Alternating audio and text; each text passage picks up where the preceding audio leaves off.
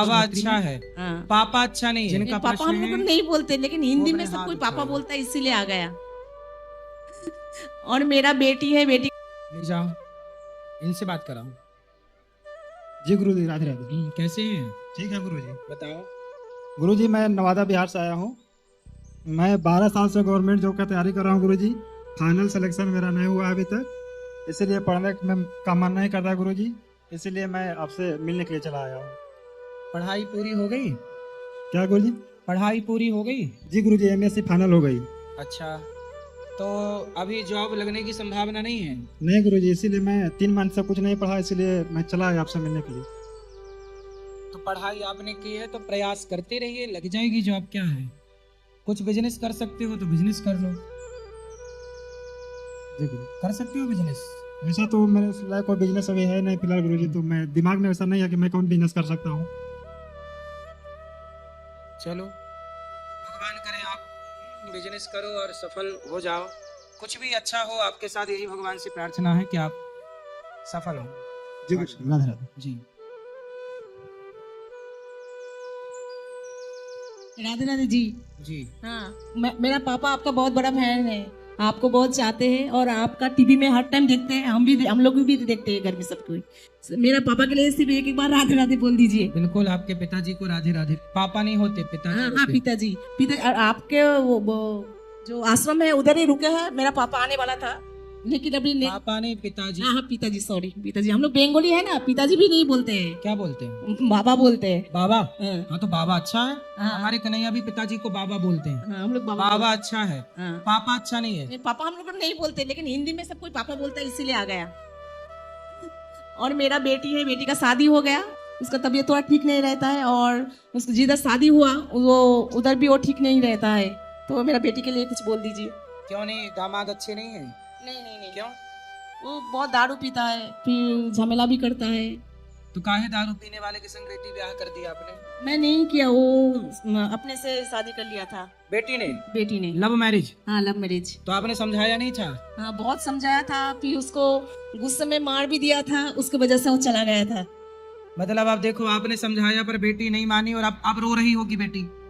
हाँ या ना? हाँ हाँ। तो जो माँ बाप के नहीं मानते बच्चे, वो परेशान होते हैं। इसलिए हम लोग कहते हैं माँ बाप की मानो, गुरुजनों की मानो, मनमानी ना करो। अब शराबी से प्यार कर लिया, अब वो मार रहा है। हाँ गुरुजी। अब मारता है उसको। हाँ, मारता भी है। अब फिर क्या है, उसको उसके कर्मों का दंड अब उसे मिलेगा। अब क्या करोगे? मेरे पास ही रहता है, इधर भी आया है। कौन? मेरा बेटी। कहाँ है? मेरा बेटी अभी हम लोग घूमने गए थे, तो आपके गुरुकुल पे ही हम लोग ठहरे हैं। यहाँ पे बेटी आई है? हाँ, आई है। कहाँ है? इधर नहीं, गुरुकुल पे और ठहरा दामाद? है अभी, दामाद नहीं आया। चलो, समझाना। अब क्या करोगे? दामाद को समझाया ही जा सकता है। वही तो हम सब तो लाना, समझाएंगे। आप भी समझाना, ठीक है। मिलजुल के समझाएंगे सब। राधे राधे।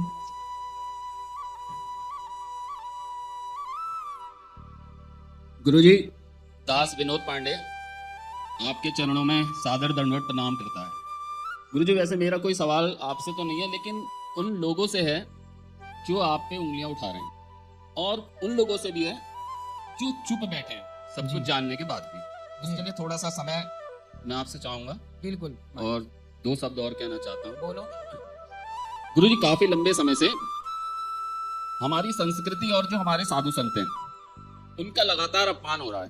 सही है। और अभी हाल ही में आपके और प्रेमानंद जी महाराज जी के लिए जो अभद्र भाषा और अमर्यादित भाषा प्रयोग की गई है, उससे मन बहुत दुखी और व्याकुल है गुरुजी।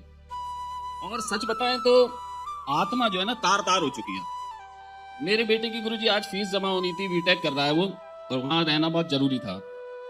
लेकिन मैंने सब छोड़ छाड़ के तय किया कि नहीं, कि अगर हम बोलेंगे नहीं, चुप रहेंगे, तो हमारी लड़ाई कौन लड़ेगा। सही है। तो गुरुजी, इस संदर्भ में क्या है कि मैं ये कहना चाहूंगा कि हमने आपका नमक खाया है गौरी गोपाल आश्रम में। हम आपको वचन देते हैं कि हम आपके एक एक दाने का पूरी ईमानदारी के साथ ऋण अदा करेंगे, और आपके लिए मेरा और आपका अलग अलग नहीं है, हम दोनों का सनातन संस्कृति एक है। हम दोनों और हम सब ये चाहते हैं कि हमारे देश में हमारे बच्चे पढ़ें लिखें, योग्य बने, पर अपने संस्कारों को ना भूलें, बस इतनी सी बात। अब कुछ न्यूज चैनल हैं, वो क्या कर रहे हैं मेरी माँ, हमारे बच्चों को गलत रास्ते पर ले जाने के लिए वो प्रोत्साहित कर रहे हैं। कुछ न्यूज चैनल ऐसे हैं जो गलत रास्ते पर बच्चों को ले जाना चाहते हैं और कम्युनिस्ट विचारधारा इस देश में थोपना चाहते हैं। कम्युनिस्ट विचारधारा क्या है कि ईश्वर को ना मानने की विचारधारा, और लिव इन में रहने को कुछ लोग सही मानते हैं, कुछ न्यूज वाले। तो आप बताइए कि जब हमारी बेटियां, हमारे बेटे चरित्रवान ही नहीं बनेंगे तो फिर उन बच्चों से इस राष्ट्र को चलाने वाले चरित्रवान बच्चे कैसे पैदा होंगे? ये राष्ट्र किनका है? राम का है ना, चरित्रवान राम का। इसलिए इनको चिंता है, और आप सबको चिंता होनी चाहिए कि आज हमारी संस्कृति ये संतों का अपमान नहीं कर रही है कुछ मीडिया, कुछ लोग, ये सनातन धर्म का, सनातन संस्कृति का, सनातन संस्कारों का अपमान हो रहा है। और इस अपमान के लिए हम सब चुप क्यों हैं? ये चिंता इनकी है। गुरुजी, हम ये भी कहना चाहते हैं कि हम आपके लिए प्रेमानंद जी महाराज जी, जितने भी साधु संत हैं, उनके लिए 365 दिन और 24 घंटे तन मन धन के साथ पूरी तरीके से समर्पित हैं। और हमारे साधु संत और जो हमारी संस्कृति है वो हमारे राष्ट्र का गौरव है और हमारे लिए पूजनीय है। अगर कभी हमारे प्राणों की आहुति की जरूरत पड़ी तो हम पूरी तरीके से मन बना चुके हैं और समर्पित हैं। गुरुजी, हमारा क्या है कि कुछ सवाल जवाब और कुछ सत्य घटनाएं प्रमाण के साथ जो मैं आपके सामने रखना, मतलब समाज के सामने रखना चाहता हूं। और ये घटनाएं और जो सवाल जवाब हैं वो हमारे जो मासूम बच्चे और जो युवा हैं, जो गुरुकुल के अभाव और पश्चिमी सभ्यता के प्रभाव के कारण इस जो हमारी सनातन संस्कृति है विराट, उसकी शक्ति को और हमारे साधु संतों के जो मार्गदर्शन है और उनके महत्व को वो दूर जा चुकी है पश्चिमी सभ्यता के प्रभाव के कारण और गुरुकुल के अभाव के कारण। बिल्कुल है ना। तो गुरुजी, मैं जो सवाल और कुछ जवाब जो अक्सर उल्टे सीधे पूछे जाते हैं और कुछ सत्य घटनाएं वो क्या करेंगी, उनकी आंखें खोलने में सहायक सिद्ध होंगी जी। तो गुरुजी, सवाल दिक्कत यहाँ है कि वो सवाल जवाब जो हैं और जो सत्य घटनाएं वो काफी बहुत लंबा समय चाहती हैं, उनको पर्याप्त समय चाहिए। तो मैं आप जो है प्रश्नोत्तरी के माध्यम से अलग अलग खंडों में मैं आपको बता पाऊंगा। तो मैं पहली एक घटना बताना चाहता हूं आपको, बिल्कुल सत्य। गुरुजी, आपके जो कार्यक्रम चल रहे हैं जैसे अन्न का, गौ सेवा का और वृद्ध माताओं का, ये तो सब जानते हैं, ये 3 है, लेकिन एक्चुअल में और भी है, वो बाद में बात करेंगे। तो जो गौ माता है, मैं उसका जो असर है वो हमारी माता क्यों है वो मैं बताना चाहता हूं। और मेरे जो मैंने खुद पे अनुभव हुए और एक नहीं कई हैं। तो मैं पहले आपको एक छोटी घटना बताता हूँ। मेरे लिए मतलब सब छोटी कहना भी गलत है कि हमारे पिताजी थे, श्री हीरा बल्लभ पांडे जी उनका नाम था, और वो इस दुनिया में नहीं है। तो जब वो 80 वर्ष के थे तो उनकी आंखों का गुरुजी ऑपरेशन हुआ मोतियाबिंद का। तो जब मोतियाबिंद का ऑपरेशन हुआ तो हमारे शहर मुरादाबाद में बहुत ईमानदार और बहुत ही अच्छे डॉक्टर हैं, उनका नाम अनिल कुमार जी है। तो गुरुजी, मैंने उनसे ये कहा कि हमारे पिताजी की आंखों में आप बहुत बढ़िया लेंस डालिएगा, आप जितने पैसे खर्च हों मैं उतने खर्च करने को तैयार हूं। उन्हें ये नहीं लगना चाहिए कि मेरे बेटे ने कोई हल्का फुल्का लेंस डलवा दिया जी। तो गुरुजी, उन्होंने मुझसे एक बात कही, बोले भाई देखो विनोद, तुम महंगा लेंस डलवाने की जरूरत नहीं है। वो ईमानदार थे। मैंने कहा डॉक्टर साहब क्यों? बोले आप इसमें चाहो तो बिल्कुल सस्ते से सस्ता 1000-1200 का एक लेंस आता है, वो डलवा सकते हो। तो मैंने कहा ऐसा क्यों गुरुजी? मैंने कहा डॉक्टर साहब ऐसा क्यों? वो बोले बेटे, जो तुम्हारे पिताजी की आंखें हैं ना, बोले लेंस से असर नहीं होता है दिखाई देने में, बोले पर्दे की रोशनी से दिखना संभव होता है। और बोले तुम्हारे पिताजी की जो पर्दे की रोशनी है वो एक 20 साल के लड़के की तरह है। बोले हमने आज तक ऐसी रोशनी देखी नहीं। तो मैंने फिर भी कहा, मैंने कोई बात नहीं, आप बढ़िया से बढ़िया लेंस डाल दीजिए और हमारे पिताजी को पता नहीं लगना चाहिए। फिर मैं घर में आया और फिर बात चली तो मैंने बताया सबको।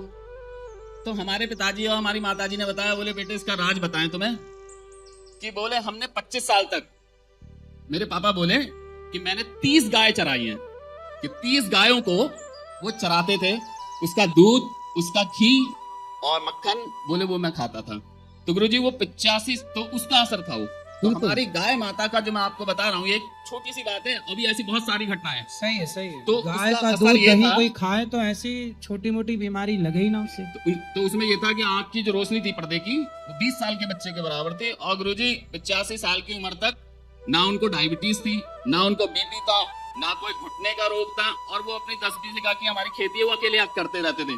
तो ये हमारी गौ माता का जो प्रभाव है, जो लोग सवाल खड़ा करते हैं, ये उनको जवाब है कि हमारी गौ माता क्यों माता है और क्यों पूजनीय है। बिल्कुल। और गुरुजी इसके बाद में जो है अगले चरण में, क्योंकि समय ज्यादा लग रहा है आपको, और जब सनातन धर्म में गाय की सेवा जब तक हम सब ने की, तब तक हमारे यहाँ हॉस्पिटलों की जरूरत जी, नहीं पड़ी। वो गाय जब से घर से गई, तब से हॉस्पिटलों की जरूरत पड़ गई। इसलिए गाय अपने आप में एक चलती फिरती डॉक्टर है। उसका दूध अमृत है, दही अमृत है, छाछ अमृत है, घी अमृत है। लेकिन पता नहीं हम भारतीय लोग जो गाय को पूजते आए, पता नहीं हम क्यों गाय के महत्व को भूल गए। लेकिन गुरुजी ये हमें सबको जगाना है। अभी भी मैं एक बार भोजन करता हूँ दिन में, और अभी शाम को, अभी कथा से उठने के बाद, अभी प्रश्नोत्तरी में आने के पहले मैं 2 गिलास कच्चा दूध पीकर ही आके यहाँ बैठा हूँ। एक टाइम मैं भोजन करता हूँ, एक टाइम दूध पीता हूँ, मेरा हो गया। मैं दूसरे टाइम भोजन ही नहीं करता, दूध पर्याप्त हो जाता है मेरे लिए। मैं खुद 12 महीने दूध पे रहता हूँ। एक टाइम भोजन, एक टाइम दूध, एक टाइम भोजन, एक टाइम दूध, कच्चा दूध। गुरुजी मैं खुश आपसे जो रहिए, है, बहुत अच्छा लगा। जी, गाय के लिए आपने इतनी अच्छी बात की, खुश रहिए। धन्यवाद, प्रणाम गुरु। महाराज जी के चरणों में कोटि कोटि प्रणाम। जी, महाराज जी मैंने एक रैप लिखा है, वो आपकी जो इस समय पर सवाल जवाब उठ रहे हैं उसको दिखाने के लिए कि एक्चुअल में क्या है। सुनाओ। वृद्ध माता की सेवा में जब सामने कोई भी आया नहीं, कोसती है वो माँ खुद को जिसने अनिरुद्ध सा बेटा पाया नहीं। गौरी गोपाल आश्रम से भूखा कोई भगाया नहीं, वो हिंदू ही क्या जिसने हिंदू का गुणगान गाया नहीं। नित्य प्रतिदिन भोजन बनता 30,000 लोगों का, हर रोज इलाज होता जन कितने सारे रोगों का। रीलों में जो देखते हो उसमें आदि भी सच्चाई नहीं होती, ना करते ये धर्म पुण्य तो एक भी माता आई ना होती। और हंसकर हाल कह देते हो ये धर्म का कोरा धंधा है। मैं कहूँ तो इस देश का मीडिया तंत्र ही सबसे गंदा है। तंज कसे जाते हैं, सच छुपाया जाता है। इस देश में मीडिया के द्वारा संतों को बेशरम बताया जाता है। धर्म की सीख इन सबको उल्टी लगती है। इस देश की मीडिया क्यों संतों से इतना जलती है? जिस संत पर उंगली उठा रहे तुम क्या जानो उसके बारे में? घर के घर बिक जाएंगे तुम्हारे उसके एक दिन के गौशाला के चारे में। वो सब कुछ लुटा देता है, ना कुछ भी शेष रहता है। वो संत सही को सही, गलत को गलत कहता है, और इसमें कोई दोहराए नहीं। सही को सही कहना अन्याय नहीं। आज सिर्फ भोग विलास की इच्छा रखने वाले ही विरोध में है। वो पवित्रता के रोग में है, खुद को सती सावित्री कहलवाना चाहते हैं। वृंदावन में ज्यादातर बस रील बनाने आते हैं। छोटे छोटे कपड़े पहनकर क्या दर्शाते हैं? मुंह पर राधे राधे लिखाकर राधे कृष्ण थोड़ी बन जाते हैं।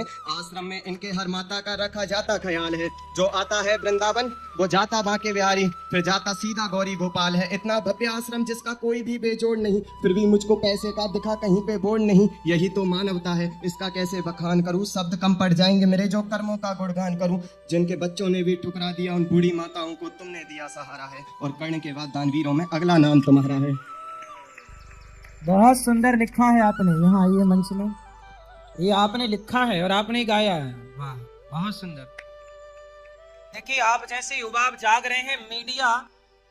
मीडिया के पास इतना पैसा है, मीडिया के पास इतना बड़ा पावर है, लेकिन उसका पावर, उसका पैसा आपकी श्रद्धा और आपके विश्वास के आगे फीका है।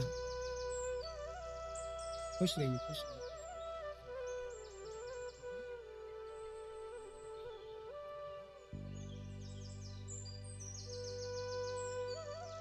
सही है।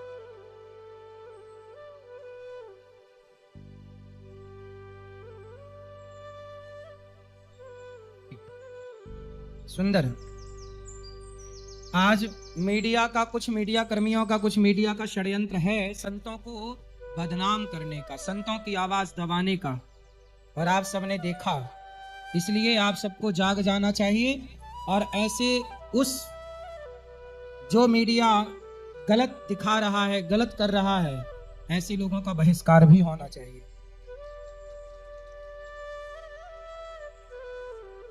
होना चाहिए कि नहीं? अभी मैंने देखा कि एक न्यूज चैनल पर संतों को बुलाकर संतों को थप्पड़ मारने की बात कह रहे थे एक स्त्री। जो कि लिविन का वो सपोर्ट कर रही हैं, गलत का सपोर्ट कर रहे हैं और संतों को थप्पड़ मारने की बात कह रहे हैं। अब बताइए, ये मीडिया संतों को थप्पड़ मारने की बात कर रहा है और गलत को, जो पश्चिमी सभ्यता है, लिविन में रहना गलत था, गलत है, गलत ही रहेगा, चाहे ये कितना भी सच बोलने का प्रयास करें, उसे छिपाने का प्रयास करें। संतों को आप अपमानित करा जा रहा है मीडिया के द्वारा, कुछ मीडिया के द्वारा। अब आप सब जब जाग गए, और आप सबका जागना जरूरी है। आजकल मीडिया, आपको एक बात बताएं, मीडिया सच कम दिखाती है, झूठ ज्यादा दिखाती है। झूठ का ही कारोबार है आजकल, सच का नहीं है साहब। सच की कोई खबर नहीं है, सारी खबरों में